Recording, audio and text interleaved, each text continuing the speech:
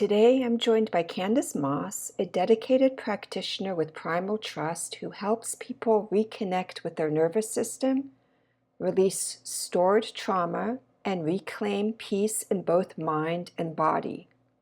Candace's own journey through chronic illness opened her eyes to how deeply our emotions and physical health are connected, and she now guides others through that same path of healing.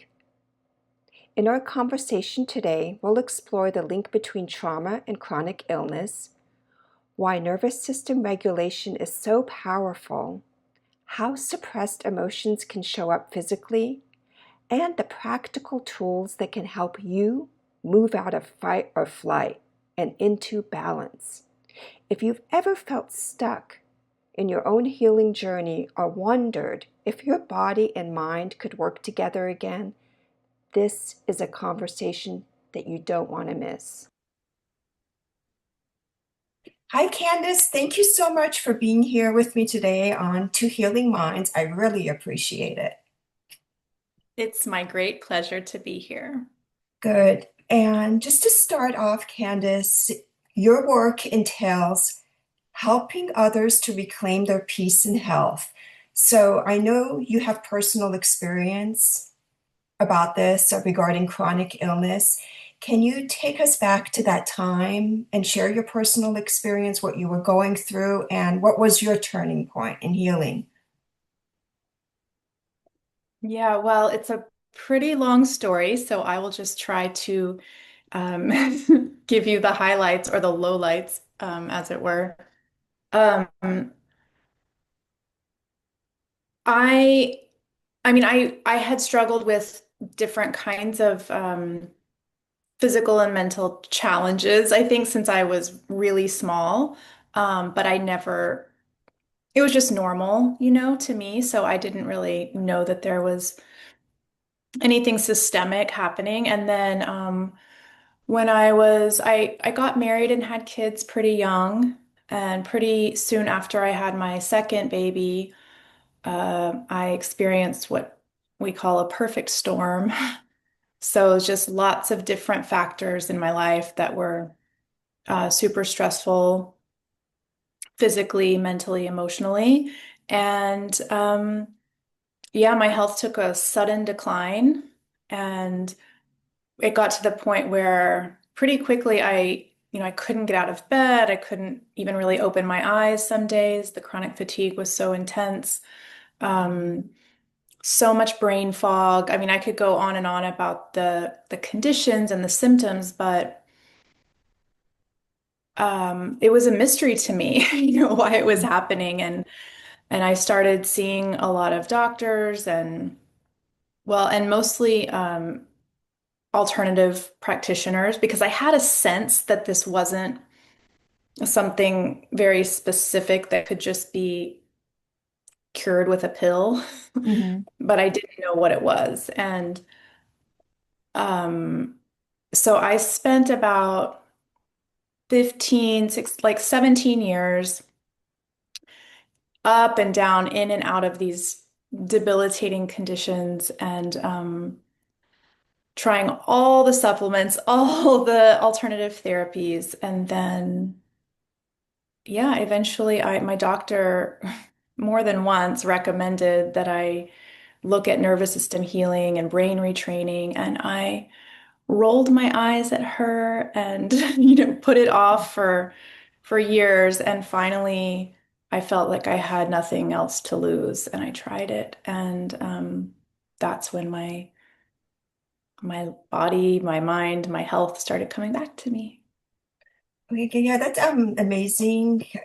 You went through this for over 10 years, but there was a specific time where you thought, well, this is the turning point. This is something I really have to address. And by addressing it, you finally started to change. It was over about 10 years It that was you were more than going through 15. this, more than It 15. was, I mean, it was started in 2003, and I didn't find brain retraining till 2020.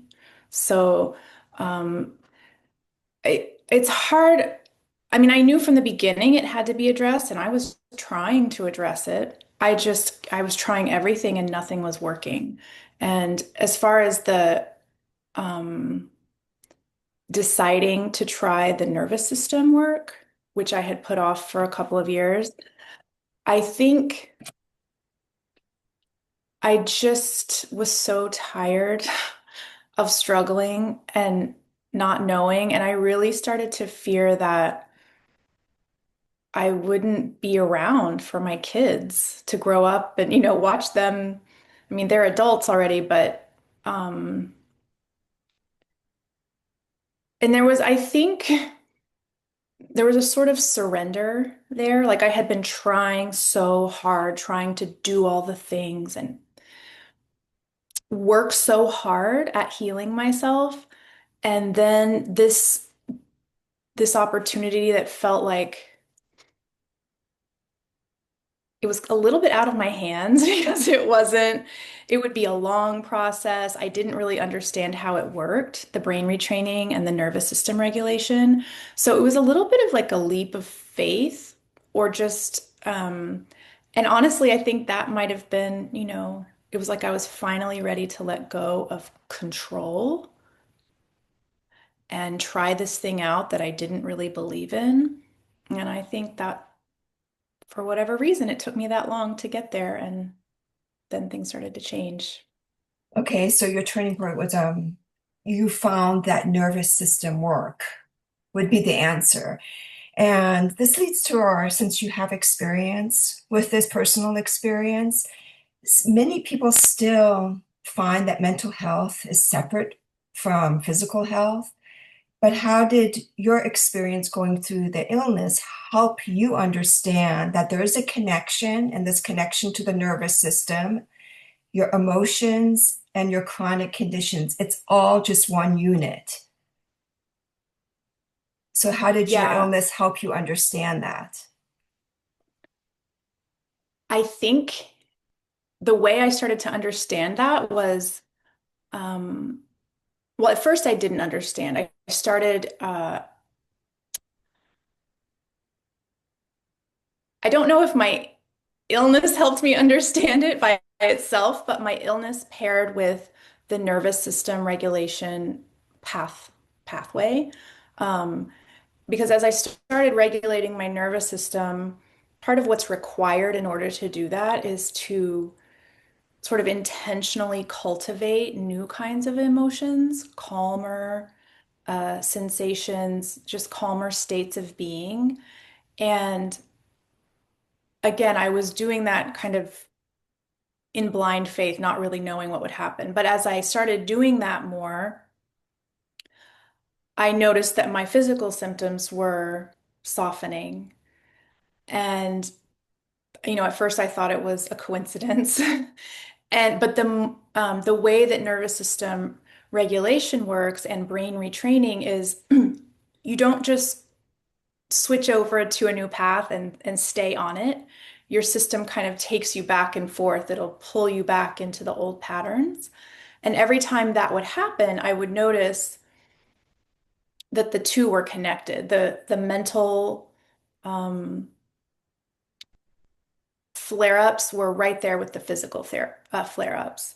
So the more that I noticed that those two happened at the same time, I think that was really what convinced me how directly related they are. Okay, yeah, that's very true. And as you said, they're connected, and sometimes you can take it to your old patterns, but it's, as you suggested, getting back to that calm state. And so the importance of nervous system regulation and healing is crucial. And for people that aren't familiar with this, because most listeners might not be familiar with it, how can regulating your nervous system improve your emotional and physical being? Oh, wow. The results, the impact is massive. And for me, it has just been pretty much everything. And the way you asked, how can it do that? Uh, the way it does that is the nervous system regulation addresses you could look at it as a root cause, but I like to look at it more as the central connection to all of these other systems in the body and in the mind. I mean, it's called the central nervous system for a Right. reason. And it's really, it's like the hardware and the software of all the communication that happens in the body. And no, there is no thought or emotion or organ or function of the body that is separate from the rest of the system, right? Everything has to interact through this central processing, if you will. And if that central processing communication system is off, it affects everything. So and by being off, it could be like that system is stuck in hypervigilant mode. This is really, really common. Mhm. Um, and parts of the brain that are meant to determine what is safe and what is dangerous they're skewed Mhm. because the whole system has gotten stuck in protective mode or like alarm mode. And it starts to, in order to protect us, I mean, the system is actually really brilliant. Mhm. It's it's really intelligent. And in order to protect us, it starts finding more and more things dangerous. So when the nervous system is in that mode, it can only look for threats. And while it's busy looking for threats, it can't also be in rest and repair and maintenance mode. It can really only be in one of those modes at a time. And so if the system has shifted into protective, vigilant mode, all of these normal functions that the system knows how to do are Mhm. just not online. It's not focused on that. And so and it takes time and it depends on how long the system has been stuck here and how intensely, but it takes time. And when you can start to shift the system out of alarm mode and into, I just call it maintenance mode, Mhm. then everything that's meant to happen in the body and the mind in terms of slowing down, resting, digesting, uh, healing wounds, or sleeping, just all of these even breathing, very normal daily functions, they come back online because Mhm. you made one big switch in the central processing system toward, okay, the threat is over. Now we can do what we are meant to do every day. And this affects everything. Yes, that absolutely makes sense. The central nervous system, as you said, that's where your thoughts, your emotions, regulating those, and that impacts the entire body. Probably people can get aches in the body, illnesses, stress, and I like how you said it's a maintenance mode. It's recognizing when it's off balance and how you need to get it back to, you said, rest, repair, and maintenance, right?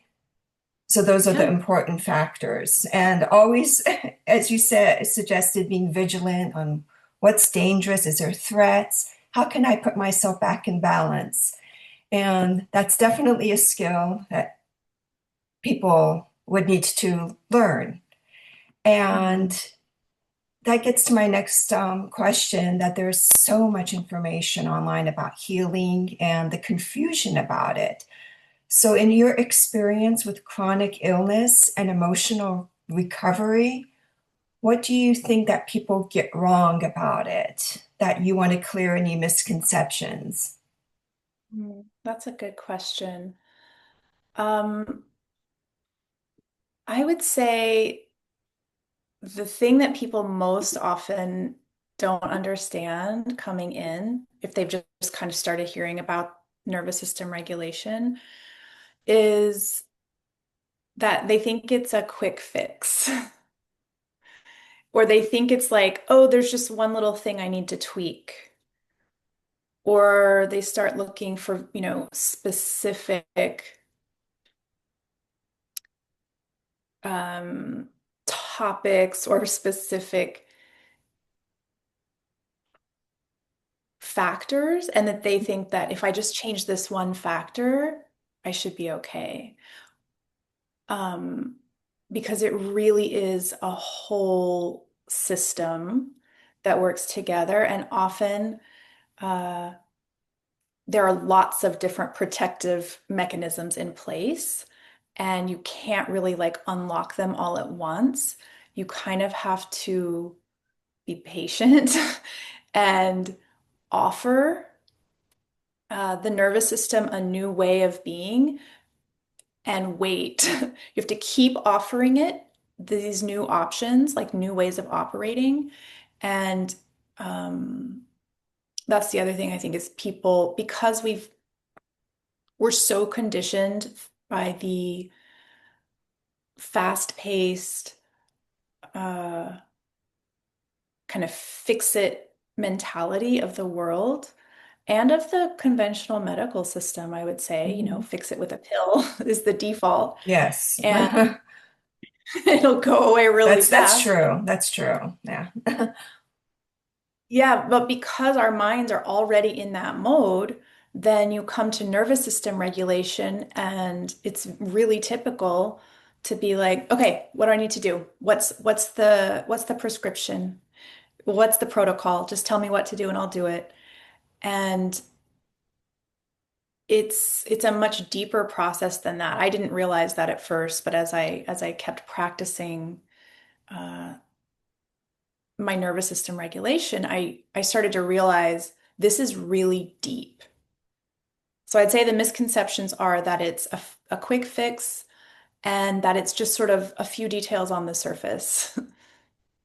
Yeah, so it's something, as you said, it's a skill that somebody has to learn and apply on a daily basis, right? It's like ongoing. It's not Yeah, I something you wouldn't just do go it and beyond a skill. it's not like you're done. Like, okay, I've learned it and I'm done. It's something Right. it's awareness. It's awareness, it's skills, but really at what it is a new way of living. And it means a new way of approaching your day, a new way of getting up out of bed, a new way of taking care of yourself, a new way of working, a new way of relating to the people in your life. Um, it's that big and that complex. Now, the changes don't necessarily have to be drastic, but if you try to just compartmentalize this and say, okay, I'm just gonna work on my nervous system and how it feels about my symptoms, and I'm just gonna focus there. Um, a lot of people try that and don't get very far because they're kind of blocking out all the other factors in their lives, which honestly contributed to the nervous system becoming overwhelmed through chronic stress or trauma. Yeah, and that leads to the next question now that you brought that up, because many people have experienced trauma. So, can you explain how the role of trauma and the impact on chronic health struggles? And if you store this in your nervous system, the trauma, and you don't address it, you let it just set in your body, can you give suggestions on how people can release that safely? Stored trauma. I know that's probably like so you're like thinking there's hundreds of things you can do, but maybe just a few tips. Yeah, yeah. Um, So before you can even release trauma, you really have to show your nervous system that it's safe. It's safe to be alive. It's safe to live in this body, you know. And because if you try to sort of dislodge old trauma or clear it out or process it before your nervous system has a base level of safety, where it can sort of remember how to shift out of alarm mode and into safety and maintenance mode, if you try to kind of go in and do that with the trauma, it it often just destabilizes the system even further, which is why in um, Primal Trust, the academy and the program that I work with, we start with level one, which is all about basic nervous system regulation. And it's really simple tools and also a lot of information about how it works, but simple practices to do every day. And some people need to stay in that level one for weeks or months. I was in level one for over a year because I could just sense that my nervous system still didn't know how to leave the protective mode and just feel calm and safe. And that safety is required in order to address the trauma. But once you have created this new, safer, calmer pathway in your nervous system, um, well, the first thing I'll say is sometimes trauma will automatically start to resolve itself when you're in this calmer state for extended periods of time.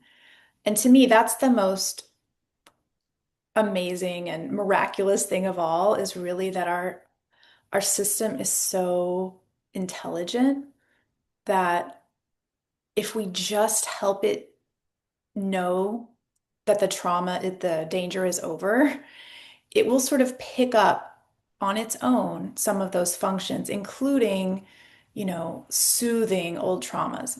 Now that's the first step. Mhm. Then we go to level two, and some of the things that we do are kind of speaking with our inner child parts or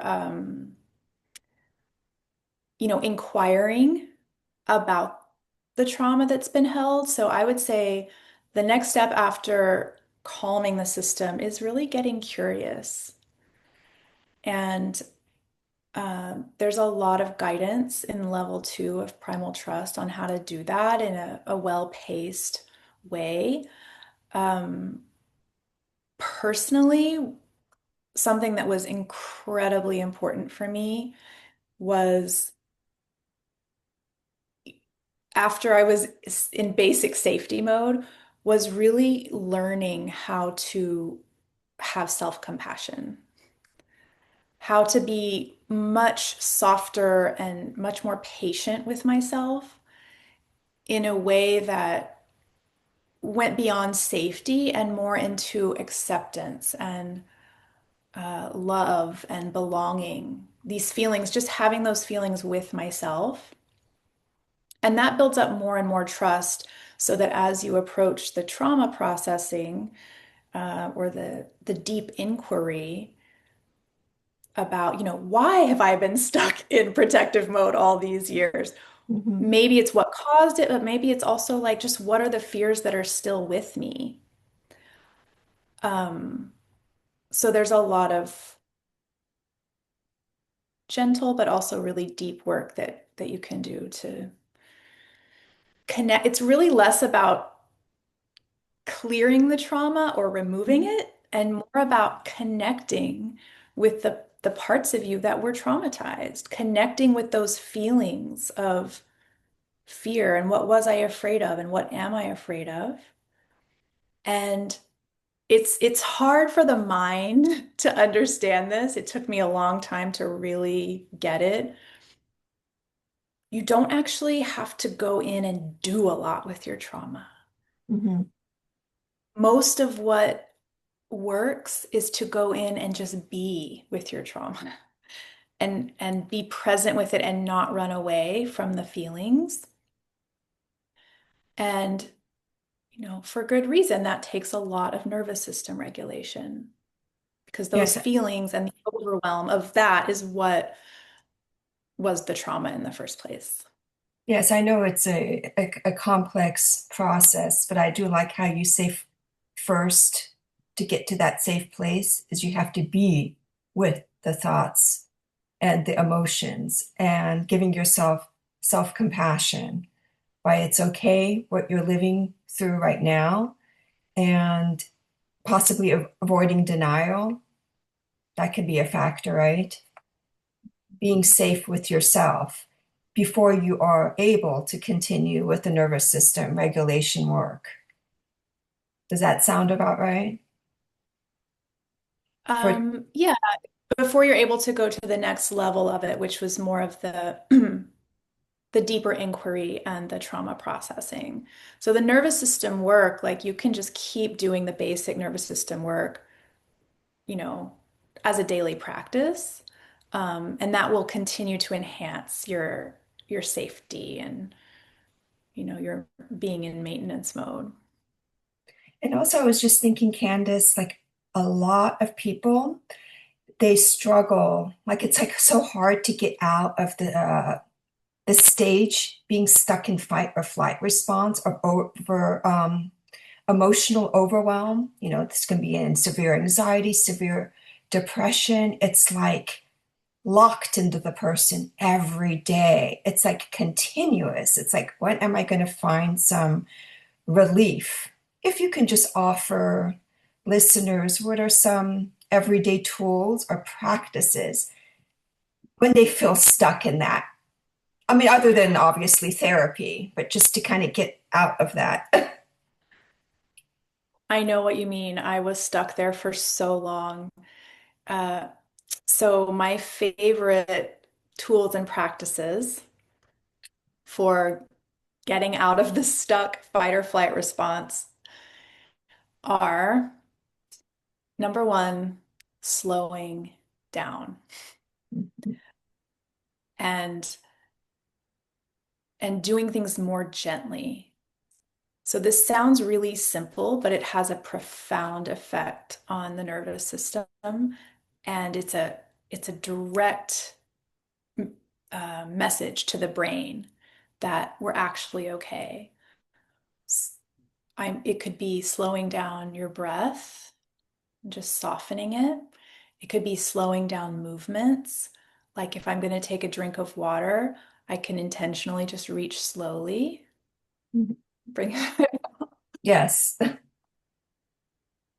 and when you're stuck in a state of anxiety, something like that can require a lot of willpower to slow down. I've especially noticed that slowing down speech is incredibly helpful. And all of this is because, when we are in fight or flight, when we are in a dangerous situation, our survival usually depends on moving quickly and communicating quickly and, thinking quickly. Get to the Hmm. next thing, get out of here.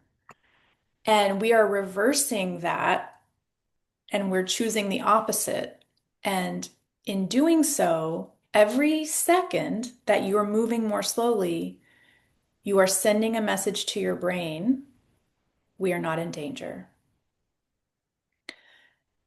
Um, Kind of along with that, a really effective tool for um,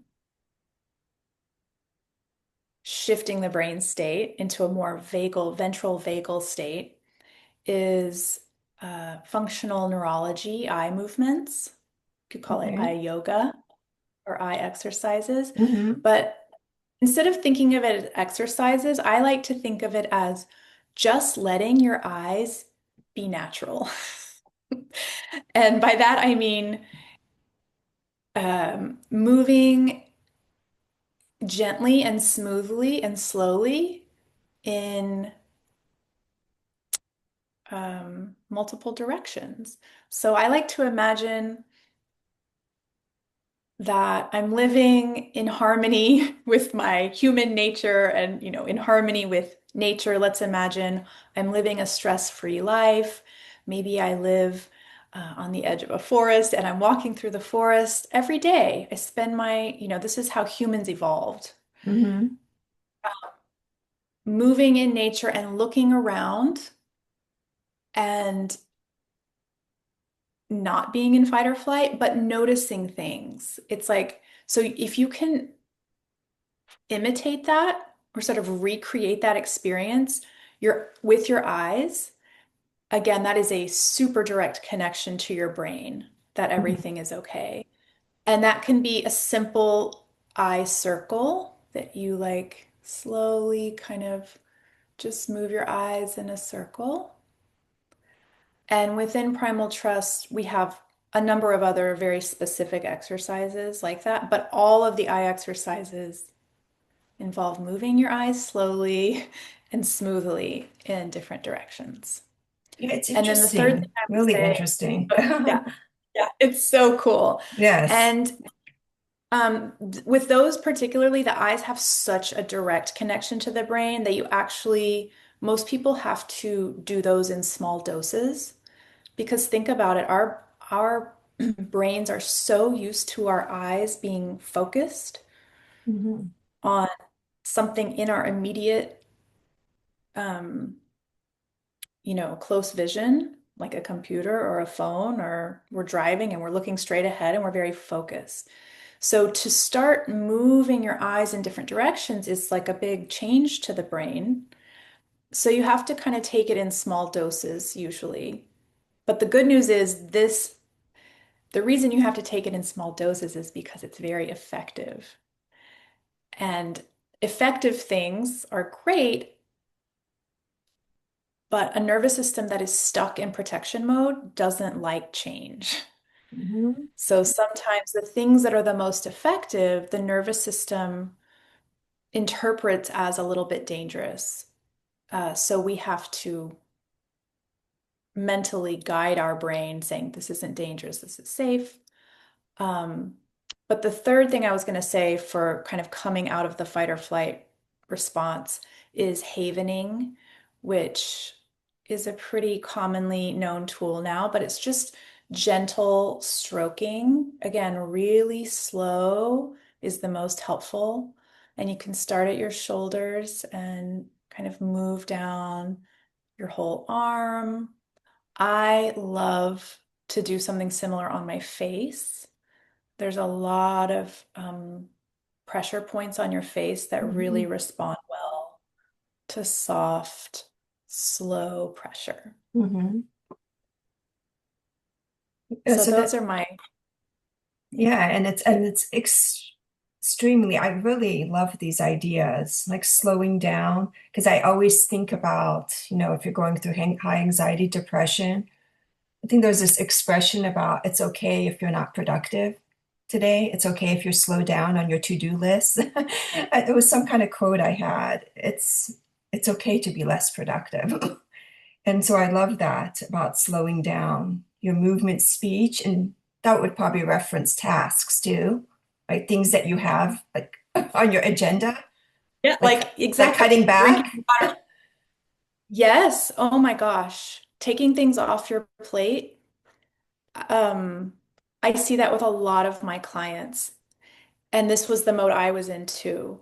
It was almost like, okay, I'll do all of these nervous system tools during this 15 minutes a day, but I'm not going to change anything else about my life. I'm going to keep hurrying and doing and producing and there's a reason that we're stuck in that mode. We think that's what's going to keep us safe or keep our family okay or but yes, taking things off the list, slowing down your daily pace is critical if you're stuck there. Yeah, and I love how you shared the eye movement exercises because I know there's one with is it the vagus nerve? Like some kind of movement you do, and then if you hold your arms up like this, and then you look up and you hold that. Yeah. That's one exercise I Yeah. learned. Then you hold that Yeah, the position. Rosenberg basic. Yeah, that's the one I learned when I was going through intense stress. It was like going like this and Good. hold your view up for I don't know how few minutes or however long you can. I tended to get impatient in the beginning, but then I guess you have to with Yeah, repetition. that's the first exercise that that we teach in Primal Trust. The Okay, oh, first vagal interesting. side. Oh That was yeah. something I've So learned when I was going great. Yeah. through. Did it work well for you? And Did it? well, at first I was kind of impatient. I guess I got Yep. impatient, but with time I was like, okay, just hold it a little longer. Don't be like, so it does Yeah, help though. and you can feel it with that one especially. Most people after 30 seconds or a minute or a couple of minutes, like it just happened to me now. Like you just take a sigh, your nervous system sort of shifts um, more into the ventral vagal mode. A lot of yawning can happen, which is a really good sign. So if you're ever doing something and it's making you yawn, you can keep doing that or just kind of stay there and let your system fully shift into that mode. And it's amazing how you think like, wow, that is effective. And as you said, pressure points or just stroking the body. Those are just amazing tips that you shared with the listeners. Now, okay, now getting back to emotions, obviously, this is all about emotions and nervous regulation. People that experience grief, these are like, well, all these emotions are very heavy.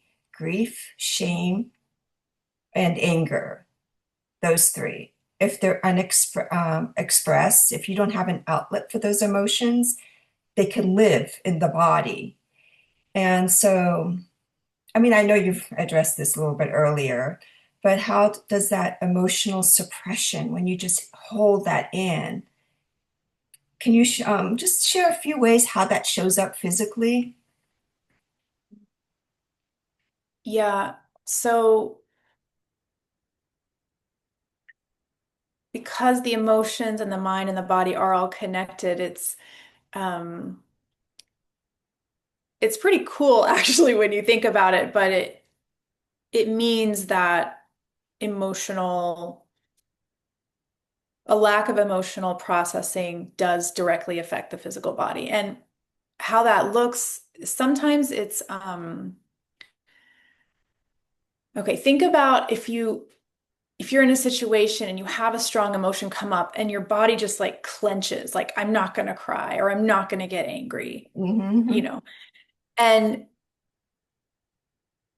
it requires a lot of energy to clench like that and restrict. And so a couple of things happen.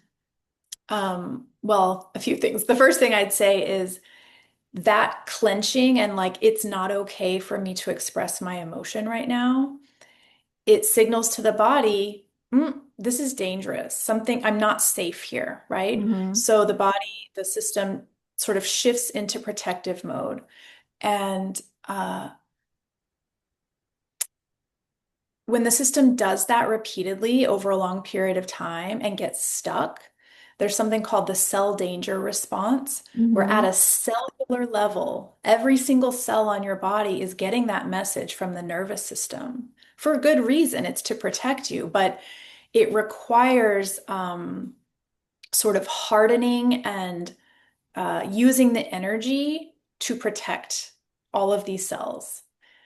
And so all of that energy being used to repress emotions, it takes a toll. Like it can't, that energy can't be used for other things, right? And so a lot of fatigue happens then, but also it creates a lot of stress and like muscular tension, the fascia, because we're not, really moving in more fluid ways, the fascia gets really tight and locked up. Um, Also, when we are in protective mode, oh, it's not safe to be who I am right now. Part of protective mode is like inflammation. Mhm. And so that's when a lot of pain can come in, chronic pain, acute pain. That inflammation affects the brain. So then you can get like dizziness, vertigo, brain fog. Um, yeah, those are just some of the ways that that emotional suppression can show up physically. No, absolutely, absolutely. I've heard people, obviously it can cause illness, it can cause backaches, spasms. It's just a lot of stress is going to be in the body. And I think it doesn't have to do with no matter how healthy you are, even if you're healthy, and if you're carrying that, it will show up in the body in one way or another. Is there just one little thing that you can share if for the people that hold whatever the shame or the anger, and they don't have that way of expressing it? One little tiny advice how they can heal that or work Well, I with like it. that you're Work with asking. I it. like that you're asking for these tiny little things. Yeah, yeah, And just it's tricky because, again, there is no one little tiny thing you can do that really makes a big change. Although tiny shifts do lead to bigger changes. So I would say for this one, for the emotional, for starting to kind of soften the clenching on emotions like that, I love music and movement. And this is a practice, those kinds of practices are really close to my heart because they have um, listening to music and moving your body in really gentle ways. First of all, it feels good. So like Mhm, it elevates your emotion and helps you shift, out of protective mode. But also it kind of brings us back to a more natural state of um, a flow. Music and movement is such a powerful and simple way to get out of our head. mhm, Because if you think about it, like it's mostly our mind that is the fear of our that our mind has that's keeping us clenched or locked up. And you can do a lot of like mindset work and journaling and inquiry and all of these things that are still kind of like mind-based or top down. But a really effective way to sort of bypass all of that mental chatter and fear and clenching is to be in your body and specifically do something that you enjoy in your body, and more specifically, something that's calming and soothing. So I love like really calm, beautiful music, and then just like letting my body move. You could just do swaying. And sometimes this will be enough. So I teach classes on this mhm, and I have students who come and they do the most simple practice of just slowing down and barely moving their body, and things start to shift, soften, or they might even have tears come and they're like, "Why am I crying?" mhm. And it's really just because you gave your system a chance to let go of all of the restriction. And this is just an emotion that's been waiting to move through. Yeah, that makes sense. That's why we say exercise is important. And yeah, they have music and movement therapy. So that's definitely good advice. It's keeping the flow, keeping your body move, moving to release that tension or the emotions. And that does help. Yeah, I agree, definitely agree with that. And how important is belief and mindset in your work? So if somebody is like really skeptical or discouraged, how can they still begin their healing journey? That's such a good question. I was very skeptical, and I work with a lot of people who, um, I would say,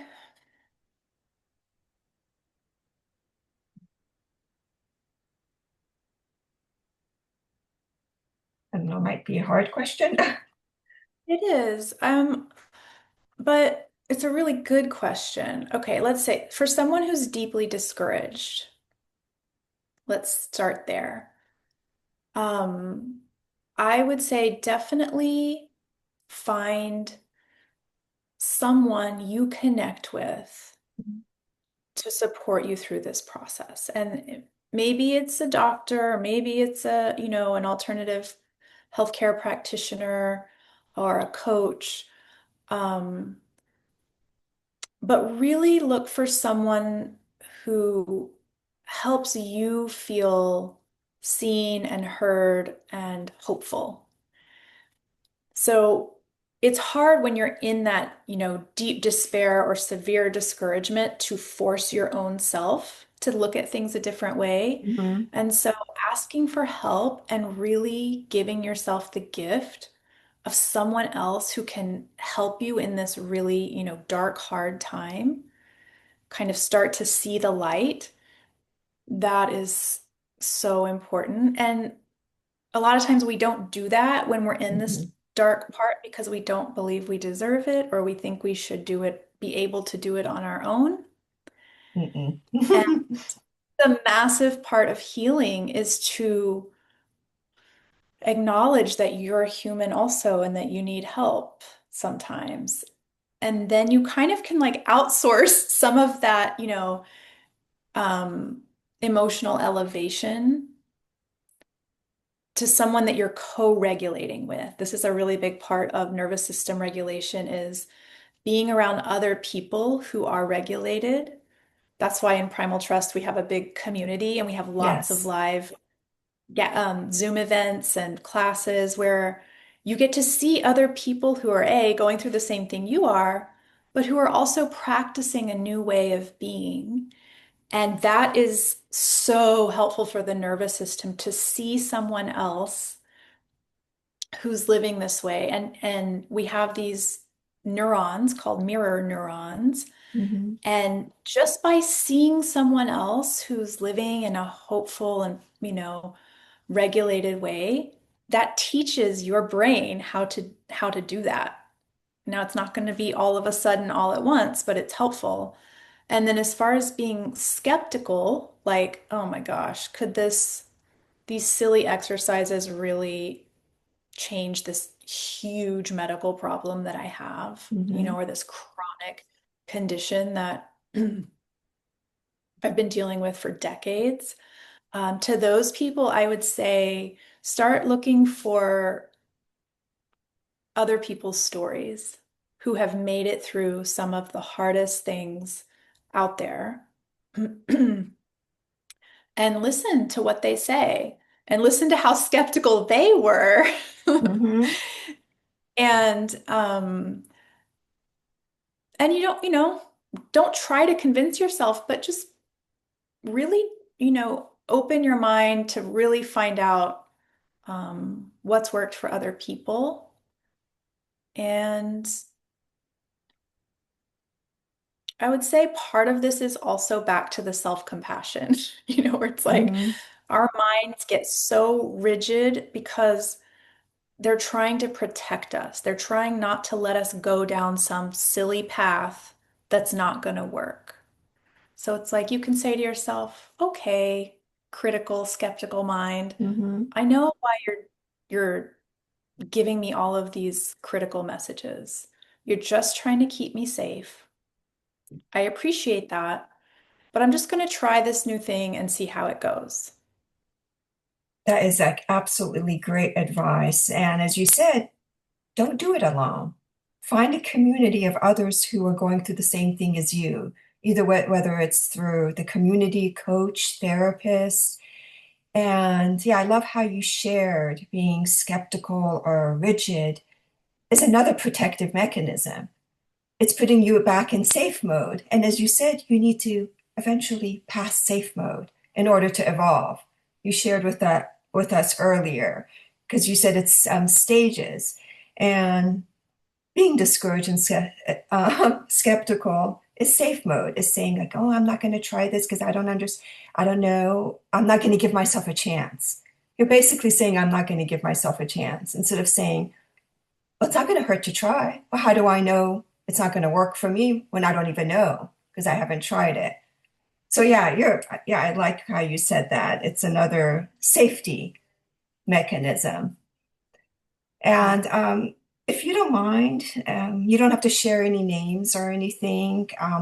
A client that you've worked with that, you can just briefly share how you made an impact, a major shift in their nervous system, maybe a little bit about their story and how you helped them. Okay. Um, well, I've been working with in small groups lately, doing mentoring in small group settings within the Primal Trust program. And we've had so many beautiful, I call them softenings, Mhm. where the system just softens and um, you can see someone kind of switch from that protective mode to like, oh, okay, it's okay for me to feel this way. It's okay for me to be human. So, okay, a couple that come to mind are um like one woman, she's just been really stuck in self-critical mode or, self-criticism and she could feel it impacting her health. And so she was in this self-compassion group that I've been running and she started to kind of remember things about herself that she actually liked and loved. And so she started sort of telling these stories about when she was little, and you could just see her starting to soften toward herself. And then that led to the practices that she was doing. So we have these nervous system practices that help you create these new neural pathways. But that softening toward herself helped her take her practice to the next level, where it was like, oh, I don't have to do this just because it's something else I have to do. Mhm. Like, I actually want to do this practice for myself because it feels good and because I like the benefits it's giving me. It was like she switched from being so hard on herself to giving herself permission Mhm. to receive these healing benefits. And like it's starting to spill out into her life. I have another client she was very resistant. I mean, she had been coming to see me very regularly every 2 or 3 weeks. And you could tell, and she would admit, like, she wants to believe this and she wants this to work, but it just wasn't. Like, there was just too much chatter in the mind and too many old patterns of like, but I have to be working hard and I have to be taking care of my whole family. And but she really stuck with it and like kept coming and kept listening. And then she would go back and try things that I suggested. And even though it was really hard and even like annoying and almost Mhm. infuriating for her, she kept she kept experimenting and she kept being curious. And then the last time we met, she shared that she found a way to weave this practice in with her prayer practice that she already had, for her own spirituality. And she said something really shifted. Like, oh, and then so she told me about that and how the practice got much easier and like lovelier and she could feel it. And then later in the call, she said, I have another question. So, I've been seeing doctors and getting supplement protocols and being put on diets for years and years and years, and they never work. She said, but this new diet I got from my doctor, for the first time in my whole, chronic illness, it seems to be working. Like it's working great. And she said, even my son noticed, this is working really well for your mom, for you, mom. She's like, do you have any idea why that would be? And then we kind of circled back and she realized, oh, this gift that she's been giving herself of calming her nervous system and letting it really sink in directly opened the door for the protocols and the diet to work because her system is now much more in maintenance mode. And it's like, oh, yeah, that food sounds good. Yep, that food works. We can digest that, you know. Hmm. So that was really, and I said, do you see that? And she went, oh my gosh, I didn't even realize it was connected, but you're right, it is. Hmm. And so she, now she's on like the next layer of her journey of like knowing, okay, I see and feel how this is connected. How can I keep, cultivating this in my life? I mean, that is amazing stories, and it probably makes you feel good that you are able to give this space for people to see these shifts in their lives. And it shows that, you're doing great work offering this to people.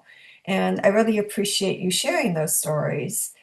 And just to wrapping up the interview, for anyone who's listening right now, even though you've shared some amazing advice already, but for anyone listening right now who feels their body and mind has betrayed them, what's just some encouragement you can give them today? Mm. Yeah. I would say